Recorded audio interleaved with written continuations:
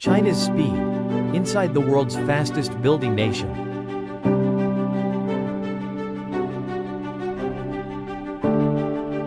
Visual.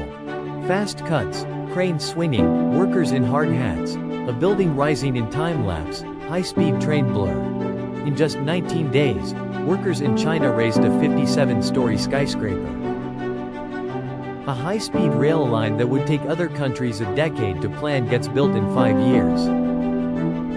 This isn't science fiction, it's just Tuesday in China. Today, we're breaking down exactly how this country builds faster than anywhere else on Earth, and what it costs to move at this speed. The numbers that don't make sense: visual, data graphics, skyline time-lapses, aerial drone shots of cities narration. Let's start with scale most people can't picture. China has built more high-rise buildings in the last 20 years than the United States has built in its entire history. It laid over 40,000 kilometers of high-speed rail, more than the rest of the world combined, in under 2 decades. Entire cities, like Shenzhen, went from fishing villages to tech metropolises of over 17 million people in a single generation. For comparison, building a single subway line in New York or London can take 10 to 15 years. In China, similar projects are routinely finished in 3 to 5. So what's actually driving this? The modular building revolution. Visual. Factory floor footage, prefab panels being manufactured, cranes stacking modules. The most famous example of Chinese building speed is modular construction. Instead of building a structure brick by brick on site, entire rooms, walls, plumbing, wiring, even furniture, are manufactured inside factories.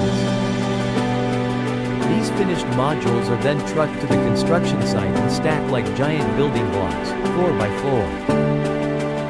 This is how a company called Broad Sustainable Building famously assembled a 57-story tower in just 19 working days, averaging about 3 floors a day.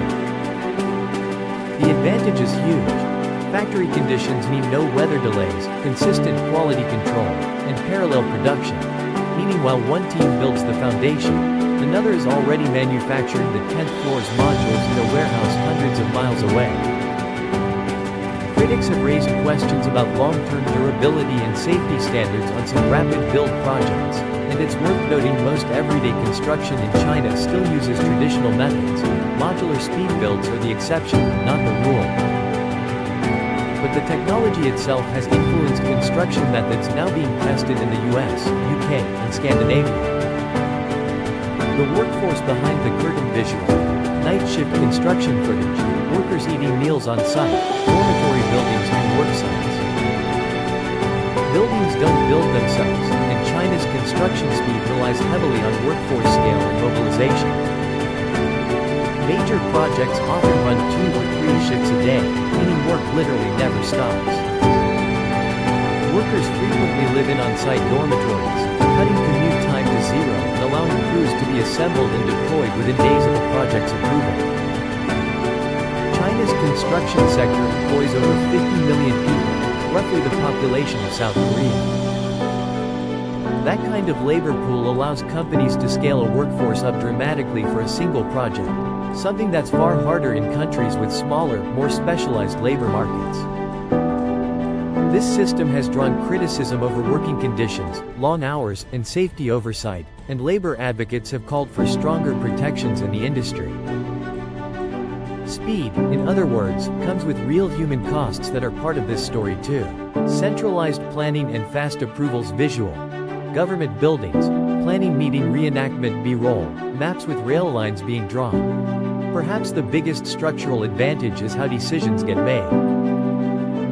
In many countries, a major infrastructure project needs to clear years of public consultations, environmental reviews, and multiple layers of local, state, and federal approval. In China, infrastructure planning is far more centralized.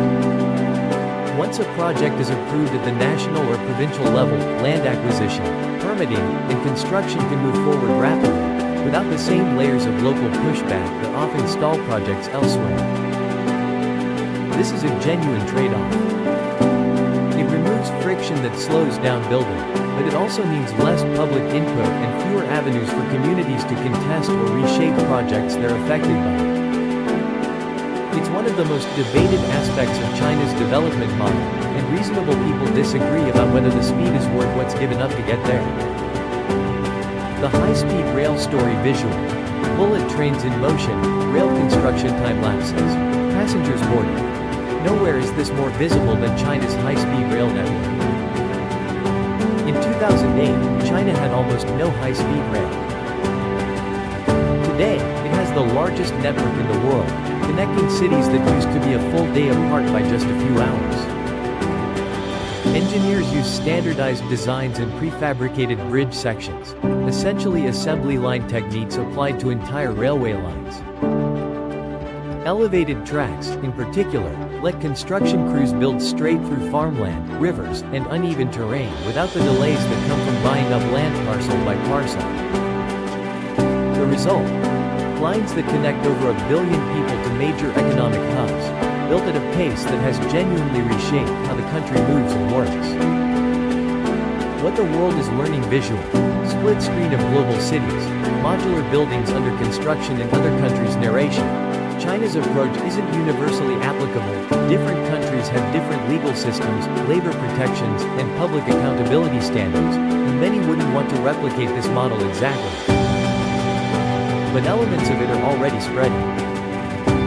Modular construction techniques pioneered at scale in China are now being adapted for affordable housing projects in the UK, hotel construction in the US, and disaster relief housing worldwide. Engineers and urban planners continue to study Chinese infrastructure projects, not to copy the political system behind them, but to extract the technical and logistical innovations that made the speed possible. Conclusion visual. Wide, cinematic shots of a modern Chinese skyline in dusk, lights turning on narration. China's building speed is the product of a very specific mix. Mass-produced modular construction, an enormous mobilized workforce, and centralized decision-making that removes traditional roadblocks. It's a model that comes with real trade-offs in labor conditions and public input, but the physical results are undeniable. Cities, railways, and skylines built in a fraction of the time it takes almost anywhere else. Whether you see it as a blueprint or a warning, one thing is certain: China has permanently changed what's considered possible in construction timelines. Outro, visual. Subscribe animation, suggested video thumbnails. If you found this breakdown interesting, subscribe for more deep dives into how the world builds, moves, and grows. And let me know in the comments, do you want buildings built this fast where you live?